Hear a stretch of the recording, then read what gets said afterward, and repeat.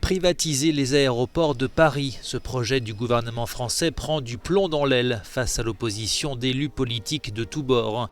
Ces derniers misent sur un référendum d'initiative partagée tout juste enclenché pour faire annuler cette privatisation. Ils défendent le caractère de service public national des aéroports parisiens qui voit transiter chaque année près de 100 millions de passagers. Dans tous les grands pays dits libéraux, les aéroports, les grands aéroports sont restés sous contrôle public. Il n'y a qu'un seul exemple, c'est Heathrow. Et aujourd'hui, je peux vous dire que les Anglais regrettent la privatisation d'Heathrow. Mais prenez un pays comme les Pays-Bas, qui est un pays très libéral. Schiphol est sous contrôle public. Et l'État aux Pays-Bas, pourtant libéral, n'hésite pas à monter au capital de KLM quand on en a besoin.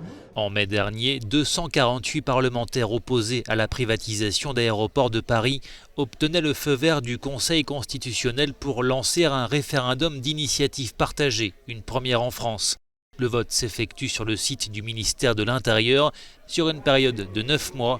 Leur proposition de loi doit recueillir 4,7 millions de signatures, soit 10% de l'électorat, pour être soumise au Parlement. Ces Français se méfient de la privatisation des aéroports parisiens. Quand on donne au privé, c'est plus le bien commun qui leur importe, c'est de faire du profit. Donc on sait bien qu'on va leur donner un aéroport, les aéroports de Paris. D'abord c'est l'entrée des voyageurs, c'est une des frontières, ça pose des questions de la sécurité, ça doit être national, ça pose aussi des questions d'emploi, ça pose des questions stratégiques. Face à la contestation, Emmanuel Macron aurait, dit-on, renoncé à ce projet qui s'inscrit dans le cadre d'un vaste plan de modernisation de l'économie française. Selon le Canard enchaîné, le président français aurait affirmé en privé que cette privatisation était devenue impossible, estimant qu'elle n'est pas comprise par l'opinion. L'État français est actionnaire majoritaire d'Aéroports de Paris.